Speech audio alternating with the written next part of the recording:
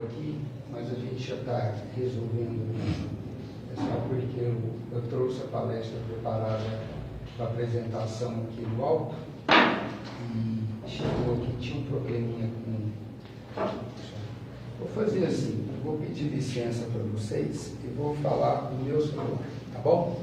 Eu sei que não é o correto, a gente pede para que não se use celular na casa espírita, mas eu vou pedir licença para vocês. Primeiro eu queria só justificar a escolha do tema, tá? Eu gosto muito de trazer assuntos para a gente refletir, pensar, e assuntos atuais. Eu sei que nós espíritas temos muito o que conversar, muito o que discutir, mas nos últimos meses eu passei por uma reflexão muito importante sobre a questão da vida e da morte. E aí eu queria hoje justamente falar isso com vocês, tá? Nos últimos 2 meses, eu perdi 3 pessoas muito próximas, 3 amigas da minha faixa etária, e todas elas descobriram, né, problemas de saúde, e em questão de 2 semanas, 3 semanas, elas vieram a óbito. Então, pessoas que estavam numa transição da vida bacana, e aí descobriram problemas de saúde e com um rápido espaço de tempo desencarnaram, né?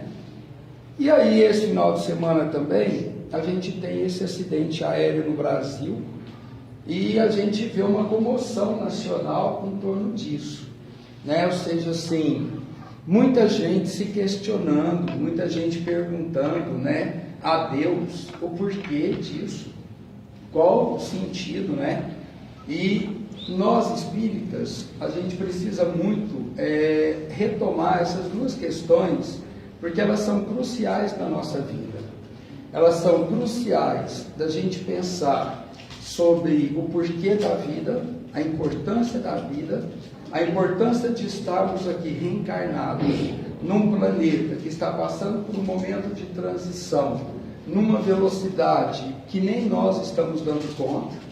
A gente pode observar que nós estamos assim com dias cada vez mais curtos, com uma velocidade do tempo cada vez maior, e a gente não conseguindo, né, muitas vezes nem honrar com os nossos compromissos, porque parece que o tempo não está a nosso favor. Isso principalmente pós-pandemia, né? A pandemia fez a gente ficar quieto, estacionado em casa, mas depois, quando a gente retoma o mundo real, aí a gente parece que entrou numa ciranda de que o tempo está indo assim, né? Numa velocidade, nos cobrando mudanças, repensar atitudes, né? Muito rapidamente. E a questão da morte, porque nós espíritas não podemos duvidar da providência divina com relação a isso. Por mais doloroso, por mais difícil que a perda seja, a gente não pode fazer um questionamento sobre a questão divina do porquê da morte. Senão, nós espíritas colocamos abaixo aquilo que nós mais acreditamos, que é a vida eterna, que não somos desse planeta, mas estamos aqui transitoriamente encarnados, que a nossa verdadeira casa não é a Terra material, mas planetas espirituais por aí afora, por esse universo gigante, né? E que tanto a vida quanto a morte tem seus objetivos, suas razões e tem os seus porquês. Então, vamos falar um pouquinho dessa noite, né, sobre a importância da vida.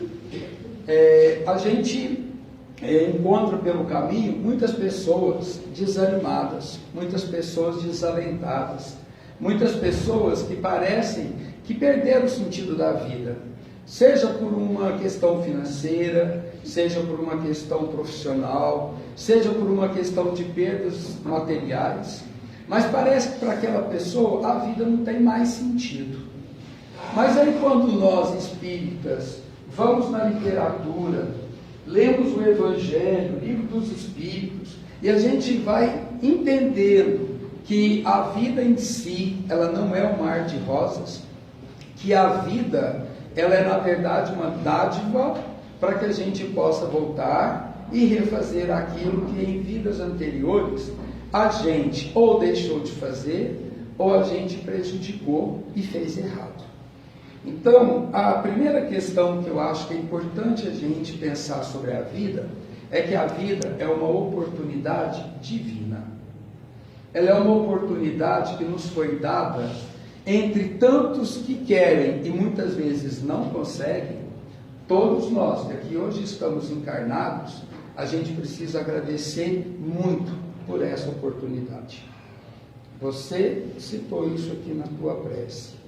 A importância de estarmos encarnados num país como o Brasil, que com todas as suas mazelas, dificuldades, em relação a outros países do mundo, é uma dádiva. Sim. É uma glória, né? Então, essa oportunidade, ela não é dada a qualquer um. Nós temos filas e filas de espera de espíritos querendo reencarnar e não tem essa oportunidade. Então, que possamos todos os dias, se possível, ao acordar, agradecer pela oportunidade da vida, agradecer pela oportunidade da reencarnação e principalmente agradecer pela oportunidade de estarmos aqui. Às vezes é difícil sair de casa, vir para uma segunda-feira à noite nos reunirmos, mas a gente, se visse do outro lado, se a gente enxergasse o plano espiritual, que nesse momento mescla com o plano material, a gente veria o quanto esse momento ele é muito importante para todos nós, principalmente no nosso processo evolutivo. Outra questão importante para a gente pensar é que reencarnação, ela é para a gente vir, passar por momentos alegres, por momentos difíceis, reparar os erros de vidas anteriores, que todos nós aqui estamos em diferentes graus de evolução, mas todos nós aqui ainda somos espíritos imperfeitos, tá? Por mais que a gente conviva com uma pessoa que a gente chama de muito boa, mas nós ainda somos imperfeitos. Com raras exceções, entre nós estão os missionários, que são os espíritos de luz, os espíritos que realmente vêm com uma missão única de dar um grande salto evolutivo no nosso planeta. Fora os missionários, nós estamos em processo de evolução constante. Só que, graças a Deus, a gente não retrocede. O degrau que eu estou, eu não volto. Mas eu, se não fizer por onde, eu também não avanço. E qual é o sentido da reencarnação? É que a gente possa dar saltos nessa escada, que a gente possa subir degraus. Ah, mas quantos degraus? Depende de nós. Quantos você acha que eu sou capaz? Avalie a sua conduta, avalie a minha moral, avalie as nossas atitudes e pensamentos. O Cristo, ele subiu escadas inteiras numa reencarnação, porque foi uma escolha dele. Nós temos a condição de fazer as nossas escolhas, diária, mensal, semanal, e aí a gente vai saber se estamos subindo ou não, porque nós temos a nossa consciência, e todos nós sabemos muito bem, sem precisar ninguém apontar dedo para cada um de nós, tá? E aí pensar também que essa encarnação é a minha grande chance de eu ter um futuro ainda melhor. Gente, e aí, materialista que eu sou, às vezes eu acho que o meu futuro ainda melhor vai ser um futuro materialmente melhor. Não. Melhor é em condições de evolução espiritual. Pode ser que na próxima encarnação eu precise perder uma parte do meu corpo para eu reparar algumas coisas que nessa não estou fazendo legal. Isso é um futuro melhor, isso é uma oportunidade. Talvez na próxima, como nessa, eu tive a prova da riqueza e eu não fiz um bom uso dessa prova, na próxima eu vou pedir a prova da miséria, para que eu possa então aprender a dar valor na pobreza e na riqueza e fazer algo de melhor quando uma das duas estiver ao meu alcance. Então, pensemos nisso. Essa reencarnação que me foi dada, a oportunidade pelos meus pais, o que eu tenho feito até hoje? Como que eu tenho conduzido essa minha oportunidade e em que degrau que eu estou? No mesmo? Avancei quantos? Para que a gente possa sempre prosperar espiritualmente. Outra questão que eu acho muito importante é porque no lar que eu reencarnei, na reunião espiritual que nós tivemos lá no plano espiritual, onde a minha família material me aceitou, a gente ali encontrou com amigos e inimigos. E a gente concordou em voltar justamente para encontrar com os dois grupos. Os grupos de amigos simpáticos e os grupos de inimigos. Porque com certeza, pessoal, aonde nós estamos não é um mar de rosas. Nós estamos, claro, hoje porque nós esquecemos dos problemas que a gente causou em vidas anteriores. Mas onde nós estamos hoje é o melhor lugar para a gente estar. E aí, nesse lar, eu encontrei muita gente simpática. Eu sei direitinho quem são as pessoas espiritualmente dizendo simpáticas. E eu também sei quem são os meus espíritos. E também sei de quem eu sou espírito. Só que ao longo dessa minha trajetória terrena, outra coisa que é muito importante, eu fiz amigos. Eu conheci pessoas. Eu vim participar de novos grupos. E querendo ou não, esses novos grupos passam a ser também parte da minha experiência espiritual. E da mesma forma, a gente também faz novos inimigos, dependendo do quê? Das nossas atitudes. E aí, gente, é tão bacana pensar na balança da vida, ponderando quantos amigos e quantos inimigos estamos construindo, quantos inimigos estamos tornando em simpatias, e como eu vou sair dessa. Eu vou sair legal com a minha mãe, vou sair de bem com meu pai, vou sair na boa com os meus irmãos, e mais, eu vou sair melhor com os meus inimigos. E aí essa é uma dádiva que a vida nos dá, de que a gente possa, nessa jornada, fazer justamente isso. Ter a oportunidade de reencontrar amigos. Sabe aquela pessoa que você encontra, se um belo dia passa por ela, conversa e você diz assim, olha, me parece que a gente é amigo de tanta data, de longa distância, que coisa mais engraçada, né? Não, não é engraçada, é verdade. São os reencontros da vida. E tem aquelas pessoas que você passa do lado dela, ela nunca te fez nada e você sente um mal-estar enorme e diz assim, cruz credo, que pessoa é essa que passou do meu lado e me fez tão mal? São também os reencontros.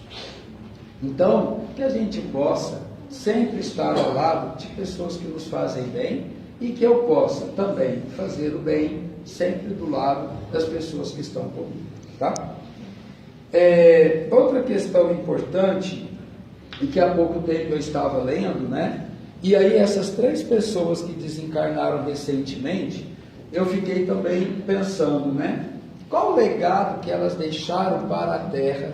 Qual o legado que elas deixaram para o planeta?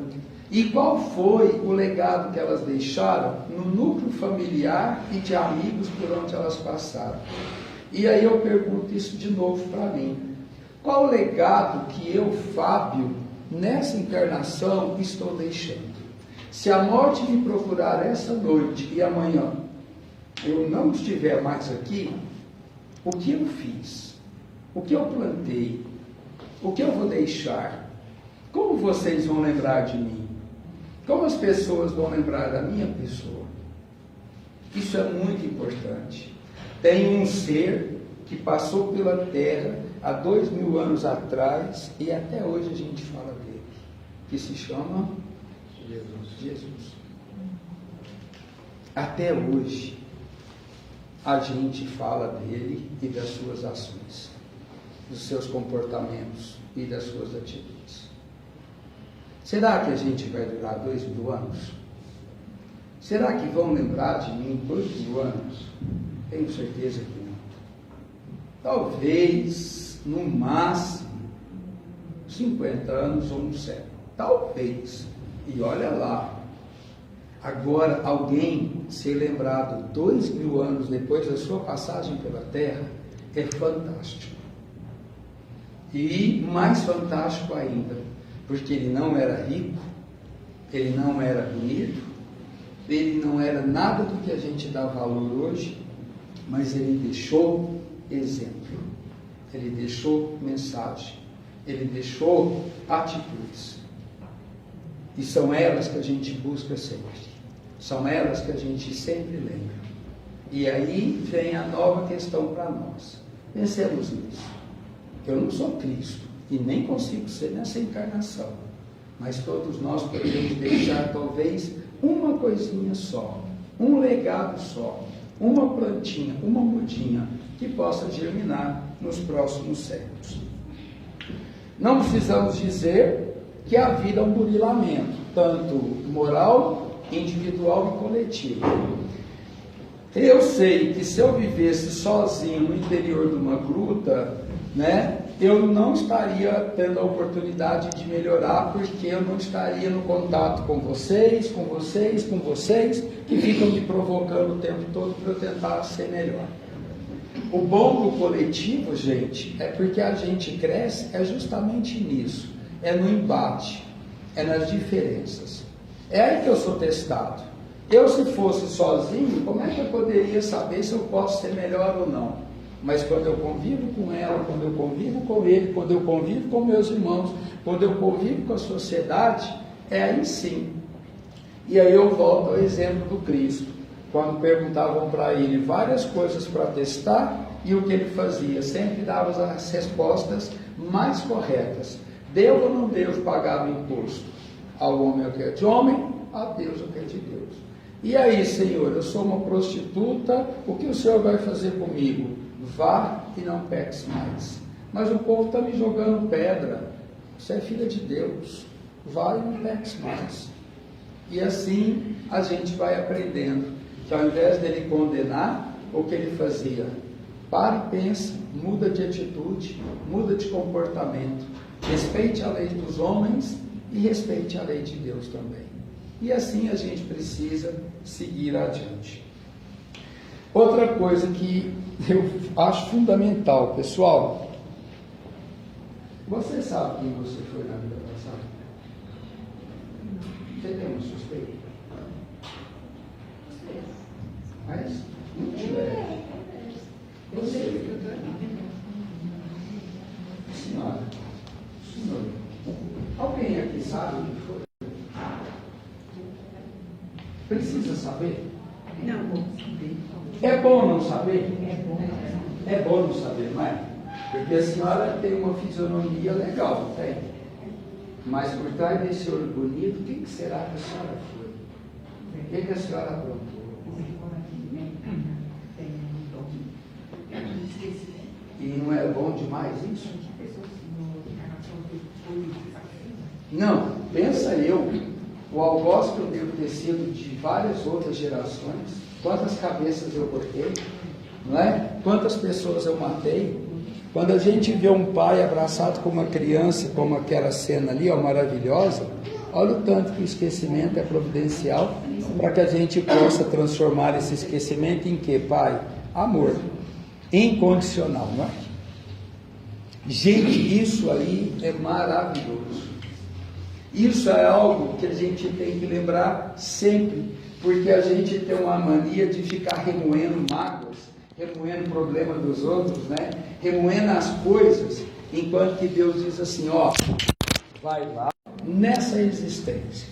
E isso é muito lindo. Isso só um pai realmente oferece aos seus filhos. E para terminar um pouquinho de falar da vida, sejamos gratos sempre. Sempre. Todos os dias. E que a gente nos corrija de às vezes dizer assim, não, foi sorte sua ter nascido na sua família. Ou, eu não pedi para nascer. A senhora me recebeu porque a senhora quis, porque eu não pedi não. Se fosse para eu pedir, eu queria ter nascido na casa dela. Alguém não escuta muito isso? Não escuta? Todos pediram para nascer. Não é? Gente, eu não pedi para nascer, eu implorei. Eu implorei, eu pedi para aquela senhora que me recebeu como mãe, eu falei assim, por favor, me aceita, porque pode ser uma das últimas oportunidades que eu tenho de reencarnar e melhorar. Então, gente, sejamos gratos. Sejamos gratos às mães e aos pais que nos dão a oportunidade. Sejamos gratos a Deus, que todos os dias nos dá a oportunidade da vida e que a gente possa fazer dessa vida o nosso melhor. E aí eu queria só ler uma coisinha para vocês, que está no livro Porquê da Vida, de Leon Denis, na página 53. Qual é o valor da vida para o Espiritismo? E ele responde assim: é a chance de recuperar a paz e o equilíbrio outrora destruídos. É na carne que aprendemos as lições profundas do amor que nos elevará um dia, em definitivo, da terra para o plano espiritual. O homem é convocado a exercer a vida em toda a sua extensão, pois a vida se estende muito além do campo da matéria, na dimensão do espírito. Isso é muito legal, porque, gente, junto comigo que eu reencarnei, eu trouxe uma falange de espíritos. E esses espíritos estão aqui comigo agora. Aqui, ó, todos aqui, ó. Aqui, sentado aqui, do lado da senhora, a senhora trouxe meia dúzia, a senhora trouxe uns 7, a senhora deve ter uns 8, aqui talvez uns 10, todos estão aqui. E à medida que eu melhoro, à medida que eu evoluo, eu vou junto com eles. Aliás, eles vão junto comigo também, através do exemplo, da atitude, do comportamento. Se soubéssemos o que nós somos capazes de fazer pelos espíritos que nos acompanham, a gente faria muito mais pelo bem do que a gente é capaz de fazer, porque são esses espíritos que estão aqui comigo agora, que vieram ouvir essa palestra, que eu convidei e que vieram aqui, é que vão amanhã me acompanhar para ver se as minhas palavras têm sentido ou não. E aí, a partir do meu exemplo, eles também vão progredir junto comigo, tá? Pessoal, até aqui tudo bem? Podemos dar sequência? Bacana. Então agora vamos falar de algo que não é oposto à vida, porque a gente confunde as palavras. Para nós espíritas, vida é reencarnação e morte é desencarne, né? Só que a gente considera muitas vezes que vida é legal e morte é o fim. E aí de novo eu cutuco os espíritas. Espíritas não pode ter dúvida de responder que na verdade a morte não é o fim, é a volta para a verdadeira vida eterna. Essa vida que nós estamos aqui é a vida transitória. É uma vida que vai durar para alguns 3 anos, para alguns 6 meses, para alguns 90, para alguns 40, porque é tempo necessário de depuração nesse corpo pesado que eu carrego aqui. Ó. E aí o que eu chamo de morte é a volta para casa. É eu voltar mesmo para a verdadeira vida. Uma coisa, gente, não tenhamos medo da morte. A morte é inquestionável. Esses dias eu estava lendo um artigo que o pessoal da ciência está querendo fazer um negócio de congelar o corpo para quando resolver descongelar o corpo a pessoa reviver. Para que perder tempo com isso? A ciência precisa entender às vezes que a morte é fato inquestionável e que ninguém vai ficar para semente, não aqui, isso aqui, mas da outra forma estaremos sempre. Então, a gente tem medo da morte, você sabe por quê? Alguém aqui sabe dizer por que a gente tem medo da morte? Por que a gente tem medo da morte? Instinto de conservação. Hã? Instinto de conservação. Instinto de conservação, a gente quer ficar para semente, não é? O que mais? Medo do desconhecido. Medo do desconhecido, não é? Mas a gente conhece. Só que a gente tem medo, porque cada desencarne é uma realidade, dependendo... É uma doença grave, é algo se diferenciar demais. Tem uns que morrem dormindo, sim, beleza, né? Mas outros vão sofrer muito. Então, às vezes, tem medo, a gente tem que ficar... É porque a gente não sabe, não é? Não sabe, a senhora não sabe o que a senhora programou. A senhora já programou. Não. Mais ou menos está programado, só que a senhora não lembra, não é? Mas ao longo da trajetória, de repente, pode amenizar um pouquinho, não pode? E aí, gente, realmente é isso. A gente tem medo porque a gente não sabe como é que vai ser, não é? E aí a gente às vezes pensa assim, né? Nossa, como aquela pessoa sofreu, né? Ficou um tempo todo lá naquela doença. Eu perdi um irmão, gente, há 2 anos atrás, numa condição muito dolorosa, mas muito dolorosa mesmo. E aí a gente, né, ficava pensando assim, nossa, mas qual a necessidade de sofrer tanto karmicamente, né? Espiritualmente ele precisava muito. Espiritualmente, aquele período que ele sofreu na carne era a necessidade de total desprendimento para o processo de evolução dele. Era um sofrimento kármico, mas não era um sofrimento espiritual. Então, a gente tem medo por isso. Outra coisa, lembrando que a morte é a volta para casa. Todos nós vamos voltar. E aí eu acho bacana de novo reforçar uma coisa com vocês, tá? A minha mãe foi casada com o meu padrasto há 50 anos. Eles tiveram um filho. A minha mãe desencarnou antes do meu padrasto 1 ano e meio, né? E aí há pouco tempo, numa casa espírita, eu perguntei lá para o médium assim, tem notícias da minha mãe, do meu padrasto, do meu pai? Aí ele virou e falou assim para mim, cada um está no plano. Aí eu falei assim, uai, minha mãe não está com meu padrasto não, 50 anos que eles viveram aqui na Terra, e não estão lá do outro lado junto, não? Não. Cada um está num plano. E quando os 3 estiverem em condições de se encontrar, os 3 vão se encontrar para bater um papo. Mas eles não estão juntos. E aí eu achei tão bacana isso, porque às vezes a gente também, né, cria uma ilusão de que quando a gente desencarnar, a gente vai encontrar com os nossos familiares diretos, que a gente vai ficar com os nossos amigos, né? E não necessariamente, porque cada um de nós está num grau de evolução.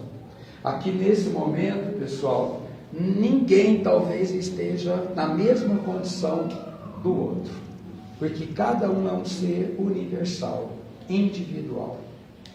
A gente pode se encontrar sim, mas não podemos afirmar que somos todos iguais, porque não somos, tá? E aí, claro que eu quero encontrar com a minha mãe, porque foi uma pessoa fundamental na minha vida, mas eu não vou me iludir mais de que se eu desencarnar, eu vou ficar junto com a minha mãe. Talvez ela vai me amparar, mas não necessariamente que ela continue minha mãe no plano espiritual, tá? Só para a gente não sofrer, para a gente não ficar iludido de que a família daqui continua de lá, e não continua. Coisa importantíssima, a gente fazer o exercício do desprendimento material. Você vê aqui hoje pedir água, alimento e roupa, não é isso? Muito importante, porque são coisas que a gente pode doar facilmente, né? E aí, gente, são as pequenas coisas que a gente exercita o desprendimento material, para a gente não sofrer, tá? Para a gente não ser igual os livros mostram aqui, ó. Vários livros dizem assim, que o espírito ficou lá preso no corpo, sentindo os vermes comendo o corpo dele, porque ele não se desprendia. Ou então, quando eu fui encostar na blusa da senhora, que eu levar um choque, eu falei, mas que coisa engraçada, né? A senhora me dando um choque para eu encostar na blusa da senhora, né? A senhora, por exemplo, isso aqui, a senhora não vai deixar ninguém doar, porque é da senhora, né? A senhora vai usar o resto da vida, não vai deixar? Não? Não? A senhora vai doar? Se for preciso, é claro. Se for preciso. Mas a senhora não vai precisar disso mais. Não, por enquanto eu estou precisando. Por enquanto. Bem. Um dia eu perguntei para minha esposa assim, né? A gente foi num lugar para doar órgãos, né? Aí eu falei para ela assim, doa seus órgãos também. Ela falou assim, eu não estou preparado, e se eu chegar cega do outro lado?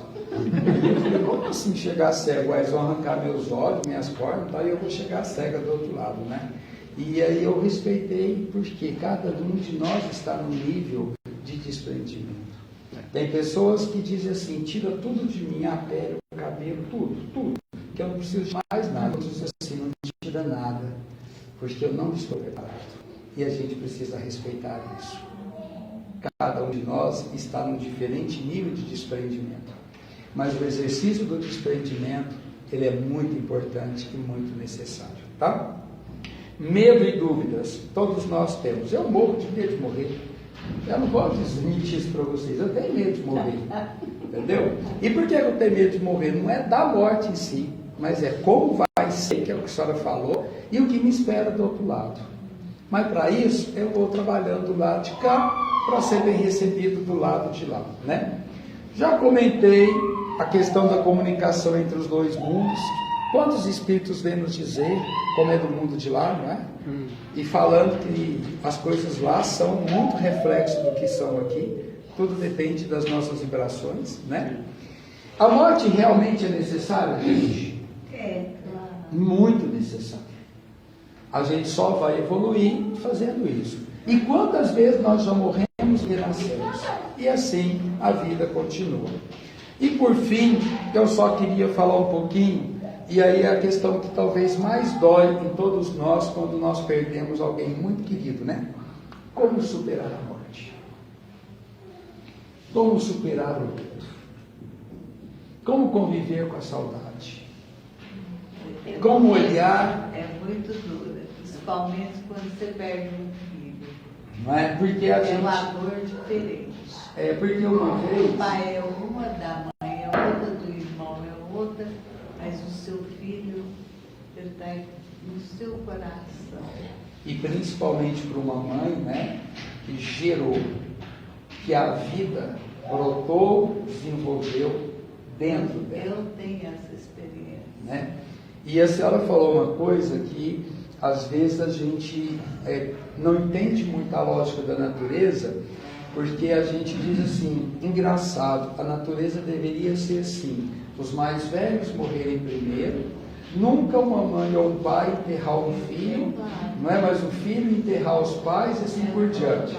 E aí a gente então se depara com uma situação de que um pai enterrar um filho é como se eu fosse mudando a lógica da natureza, não é? Mas a lógica não é a nossa, a lógica é a de Deus. É um acidente, né? Não é? Então, Oi. A minha irmã vai fazer 90 anos, segunda-feira. Ela perdeu um filho há uns 15 anos, mais velho.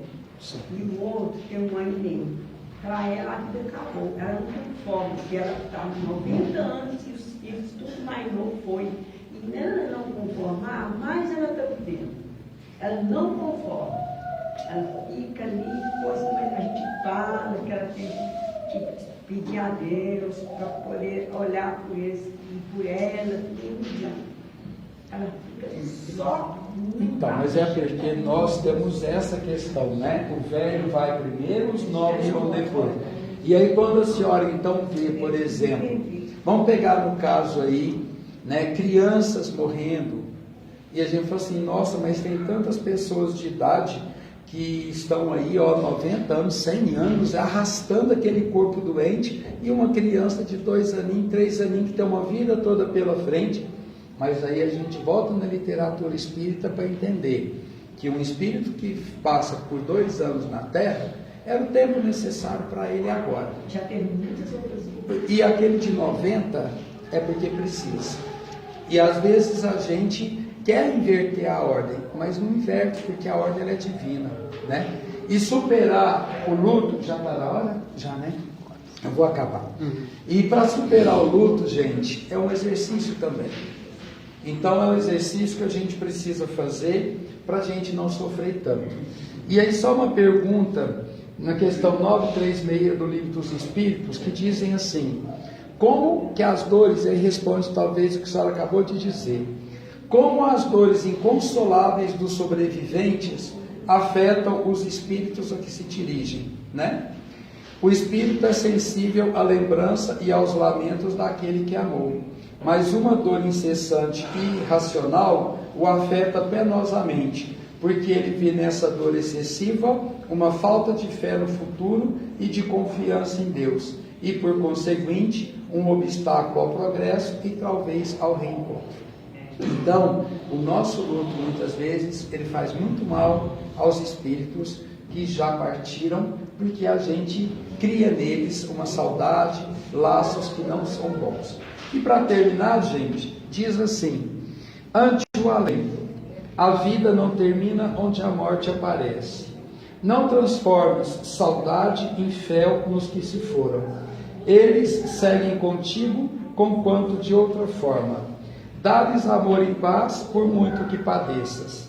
Eles também te esperam, procurando amparar-te. Todos estamos juntos, na presença de Deus. Emmanuel, recebida por Chico Xavier, no livro Ninguém Morre. E uma frase que é importantíssima para nós espíritas: nascer, morrer, renascer ainda e progredir sem cessar. Tal é a lei. Obrigado, fiquem com Deus. Boa noite a todos nós e que a gente possa se reencontrar várias e várias vezes, seja no plano da carne, seja no plano dos espíritos. Obrigado, Fábio. A sua explicação é muito bonita.